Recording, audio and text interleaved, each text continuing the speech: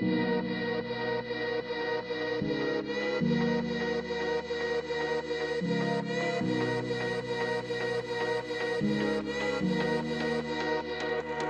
Bro, ternyata semua berjalan alot antara Repsol dan Honda. Akan tetapi ada update informasi buat sampean semuanya tentang Repsol Honda. Apakah continue atau justru akan di-cut langsung? Dan ternyata kabar terbaru adalah Repsol menyerah dengan Honda.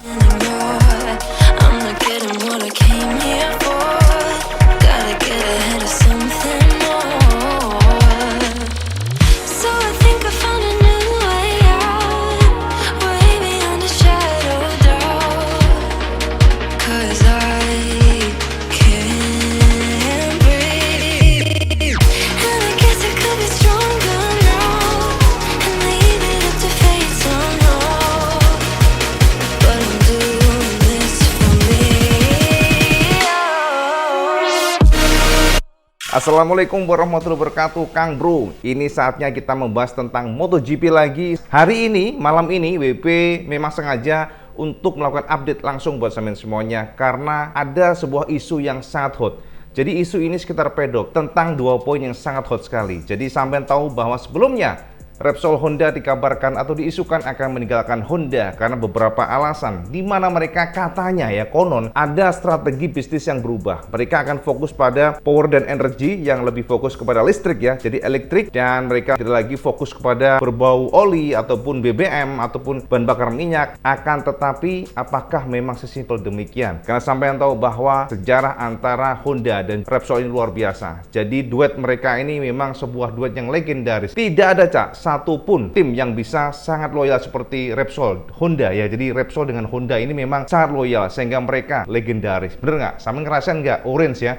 Pokoknya kalau sama ngeliat tim Honda pasti kunyit aja. Jadi orange ini sudah termaintain dari tahun 1995. Ini adalah pertama kali Repsol bergabung dengan Honda menjadi sponsor utama. Mulai dari zaman Mike Doohan, Toru Ukawa, lalu juga sama Valentino Rossi, kemudian juga sama Casey Stoner, sama Marc Marquez pun demikian. Untuk memberikan gambaran kesampaian semuanya, bagaimana luar biasanya kerjasama antara Repsol Honda yang konon akan berakhir tahun depan ini, IWP sudah siapkan data yang kita bisa lihat sebagai berikut. Nah, ini dia Cak, data tentang bagaimana kerjasama Honda Repsol yang memang sudah cukup lama, dimulai di tahun 1995 ketika mereka mengandalkan Honda NSR 500. Sebuah motor legendaris yang tidak terkalahkan di masanya, dan saat itu line up Honda mengeluarkan pastinya tandem Mike Doohan dan Alex Criville, dan kemudian juga ada Shinichi Ito yang menjadi pembalap untuk pelengkap saat itu. Kemudian di tahun 1996 baru kita lihat ternyata Honda menambahkan dengan Shinichi Ito. Sementara untuk line up utama masih dipertahankan Mike Doohan dan juga Alex Criville. Kemudian di tahun 1997 juara dunia disabet oleh Mike Doohan Cak. Sementara Alex Criville saat itu mengisi di posisi keempat. Kemudian di tahun 98 ternyata Mike Doohan sama, dia masih menjadi juara dunia dengan posisi pertama. Kemudian di tahun 99 ini sudah ada namanya cedera. Jadi Mike Doohan saat itu mengalami problem dengan badannya ya, karena cedera jatuh. Kemudian kita lihat bahwa Mike Doohan akhirnya tidak ikut balapan di tahun itu sehingga dia hanya mengoleksi 33 poin dengan posisi 17 klasemen sementara. Akan tetapi Repsol Honda patut berbangga karena Alex Criville bisa menjadi juara dunia saat itu menggantikan posisi Mike Doohan, tanda bahwa NSR 500 pada kondisi yang sangat-sangat pada puncaknya. Kemudian di tahun 2000 kita lihat Alex Criville hanya bisa menjadi juara ke-9, bukan juara maksudnya saya di posisi 9, dan di tahun itulah Repsol Honda terpuruk karena yang juara dunia adalah Kenny Roberts yang mana saat itu mengandalkan Suzuki. Lalu tahun 2001 baru kalau kita lihat ada nama nongol, yakni Valentino Rossi saat itu, namun Repsol Honda hanya bisa mengisi posisi ke-8 dan juga 10. Barulah di tahun 2002 Valentino Rossi bergabung di tubuh Repsol Honda. Ini termaintain hingga di tahun 2003 di mana Repsol Honda kembali mengandalkan Valentino Rossi dan menjadi juara dunia. Artinya apa? Selama 2 tahun dengan menggunakan kostum Repsol. Saat itu Valentino Rossi menjadi juara dunia selama 2 kali. Setelah itu kita lihat di tahun 2004 setelah peninggal Valentino Rossi, Repsol Honda mengandalkan Alex Barros dan juga Nicky Hayden. Akan tetapi mereka hanya bisa mengisi posisi klasemen ke-4 dan 8. Lalu di tahun 2005 Max Biaggi diandalkan oleh Honda termasuk Nicky Hayden, dan ternyata mereka hanya bisa mengisi posisi klasemen ke-3 dan juga ke-5. Dan di tahun 2006 Dani Pedrosa dan juga tandem Nicky Hayden sama Cak posisinya di mana Nicky Hayden ternyata luar biasa karena konsisten dan bisa menggeser Valentino Rossi, dan Nicky saat itu menjadi juara dunia sementara Dani mengisi posisi kelima. Dan di tahun 2007 akhirnya line up tetap dipertahankan Nicky Hayden dan juga Dani Pedrosa, Repsol Honda, akan tetapi Dani saat itu hanya bisa mengisi posisi kedua dan Nicky Hayden ke-8. Di tahun 2008 akhirnya tetap kita lihat Dani Pedrosa dipertahankan termasuk Nicky Hayden, akan tetapi sekali lagi mereka tidak berhasil menjadi juara dunia, akan tetapi Dani mengisi posisi ketiga dan juga Nicky Hayden di posisi ke-6. Di tahun 2009, Dani Pedrosa saat itu di posisi ketiga, sementara posisi Nicky Hayden sudah digeser oleh Andrea Dovizioso. Dan kita lihat ternyata Dovi bisa mengisi posisi klasemen ke-6, cukup baik, Cak. Dan Repsol Honda terus memaintain tandem antara Dovi dan juga Dani. Dan saat itu posisi Dani Pedrosa runner up kedua, sementara Dovi di posisi kelima. Lalu tahun 2011 kita lihat ternyata Dovi dan Casey Stoner ini adalah 3 pembalap utama. Casey menjadi juara dunia langsung dan Andrea Dovizioso ketiga dan Dani juga keempat saat itu. Kemudian di tahun 2012 kita lihat Jonathan Rea sempat ditarik oleh Honda hanya 2 kali seri, sementara itu Casey Stoner dan juga Dani Pedrosa dipertahankan dan ternyata Casey hanya bisa mengisi posisi ketiga, Dani kedua. Lalu di tahun 2013 Repsol Honda mengandalkan Dani Pedrosa dan ini dimulailah era Marc Marquez yang langsung menjadi juara dunia di atas mesin Honda RC. Tandem mereka termaintain dari tahun 2014 yang juga juara dunia untuk Marc Marquez. Di tahun 2017 ternyata Dani Pedrosa Marc Marquez tetap bertahan. 2018 kemudian juga di tahun 2019 hingga saat ini pun sekarang. Akan tetapi untuk juara dunia kita bisa lihat dari data bahwa Marc Marquez menjadi juara dunia sejak 2013, kemudian 2014, lalu kita lihat di tahun 2016 dan 2015 hanya kalah dari Lorenzo saat itu, kemudian juga di tahun 2017 pertama juara dunia, lalu di tahun 2019 juara dunia, akan tetapi 2020 adalah bencana, karena saat itu di Jerez kita lihat Marc Marquez langsung cedera, tidak ikut selama 1 musim penuh, kemudian juga 2021 sama kondisinya Marc Marquez return, kembali akan tetapi beberapa kali dia masih oke lah, akan tetapi retired berkali-kali dan saat itu mengisi posisi ke-7 klasemen. Dan di tahun 2022 ini kita belum tahu seperti apa, yang pasti Repsol Honda saat ini sudah bekerja sama hingga 2 dekade lebih. Ini artinya apakah dengan semuanya ini, setelah histori yang luar biasa ini, Repsol memutuskan akan meninggalkan Honda? Dan jawaban yang terbaru yang beredar di dalam pedok walaupun belum official adalah, nah bagaimana Kang Mas? Sudah gamblang ya? Dari runutannya ya, WP sudah share ke semuanya pelan-pelan dari tahun 1995 dari Mike Dohen ya. Jadi Dohen yang sangat dominan saat itu menunggangi NSR 500, kemudian tahun 1999 akibat cedera kemudian diteruskan oleh Toru Ukawa yang mungkin mereka gagal ya. Toru Ukawa gagal juara dunia saat itu sehingga Valentino Rossi yang akhirnya menggantikan posisinya. Nah, sekarang pertanyaan Cak, apakah memang benar isu bahwa Repsol akan meninggalkan Honda ini akurat? Dan apakah keputusan terakhir akan pahit buat Honda? Karena kita tahu bahwa rumornya kan demikian. Rumornya Repsol akan meninggalkan Honda. Dan ternyata Kang Mas, ini sepertinya kita kena prank lagi nih Kang Mas. Jadi dari informasi sekitar pedok ya, jadi dari isu-isu sekitar pedok, walaupun belum confirm dari Honda, jadi belum ada official announcement.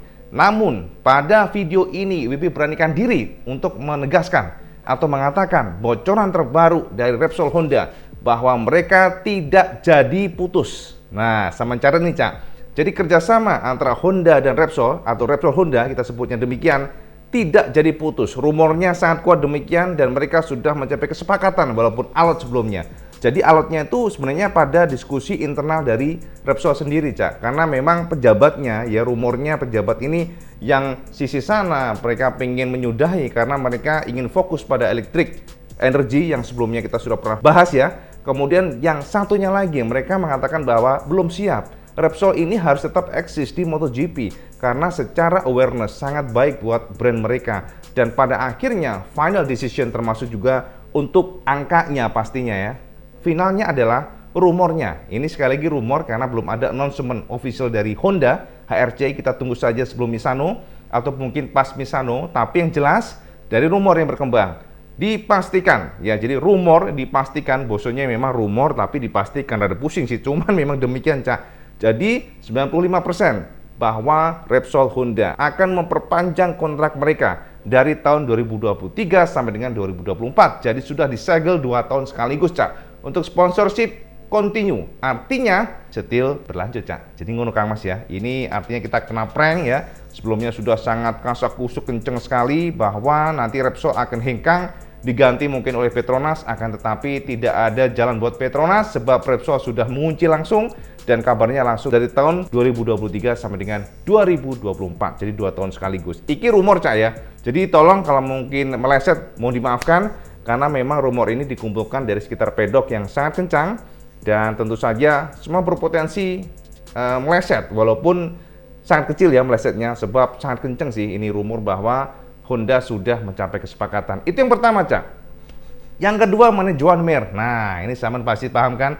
John Mir ini memang masih menggantung kemarin ya. Jadi John Mir sudah mengatakan bahwa dia walaupun seandainya tidak bisa bersama Honda, udahlah saya di rumah aja lah, nggak usah membalap, nggak masalah. Itu konfirmasi dari John Mir. Dan Paco Sanchez ya sebagai manajer dari John Mir mengatakan bahwa ini pembalap juara dunia loh, mantan juara dunia loh. Jadi seharusnya berikanlah kursi dan juga janganlah terlalu murah. Karena rumornya memang kesepakatan untuk nilai kontrak belum terjadi belum ini, Cak, belum deal lah kasarannya. Jadi Honda mungkin pengennya A atau nilainya segini, kemudian Paco Sanchez selaku manajer dari John Mir pengennya segini karena ini kan mantan juara dunia. Akan tetapi yang terbaru Kang Mas ya, jadi yang terbaru ini setelah diskusi menggodok dengan Alot ya, jadi dicapai kesepakatan balancing lah pas tengah-tengahnya bahwa diduga John Mir akan bergabung dengan Honda. Ini bocoran terbaru bahwa semuanya tinggal mengumumkan saja karena ternyata rumornya yang sangat kuat datang di sekitar pedok bahwa sudah tercapai kesepakatan antara John Mir dan juga Honda. Ini rumornya bahkan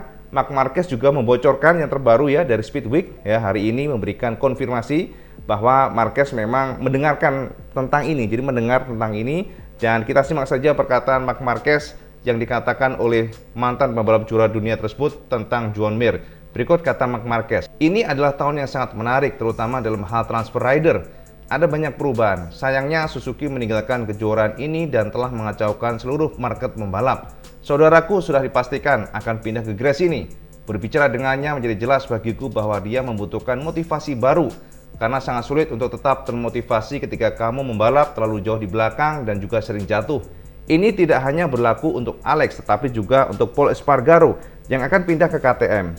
Lalu ada 2 kursi yang pasti yang kosong ya saat ini, tapi kita semuanya tahu bahwa 1 kursi sudah diberikan kepada Alex Rins yang merupakan pembalap hebat yang telah menunjukkan potensinya di Silverstone. Sepertinya, kata mereka ya, John Mir akan menjadi rekanku di Repsol Honda, tapi memang belum ada konfirmasi. Ini kata dari Marc Marquez, jadi rumornya di internal pun sudah ada, sudah kenceng bahwa John Mir akan menjadi tandem dari Marc Marquez. Dan juga rumor dari John Mir yang mengatakan bahwa di masa depan aku akan memiliki rekan yang sangat kencang. Ini konfirmasi dari, bukan konfirmasi sih, Cak. Rumornya, Cak. Jadi sebenarnya kalau konfirmasi ini semuanya harus berdasarkan dari announcement official dari pabrikan, tapi kalau dari rumor yang sangat kencang memang diduga 90%, 80% lah ya. Ini agak kecil lah ya. 90% itu terlalu tinggi karena kalau 90% buat Repsol nggak apa-apa, tapi kalau John Mir diduga sekitar 70% lah ya bahwa sudah dicapai kesepakatan antara John Mir dan juga Honda. Jadi kita tinggal tunggu saja pengumuman nanti. Mungkin di Misano kita akan lihat nanti. Jadi itu saja update IWB, mungkin singkat dan padat. Tapi yang jelas kalau ada update tentang MotoGP lainnya, IWB akan share ke sampean semuanya. Oke, Cak? Jadi sekian aja, dan seperti biasa, kalian suka video ini, like, share, dan subscribe. Aja sampean sholat 5 waktu, karena itu paling penting. Assalamualaikum warahmatullahi wabarakatuh. Salam segandos.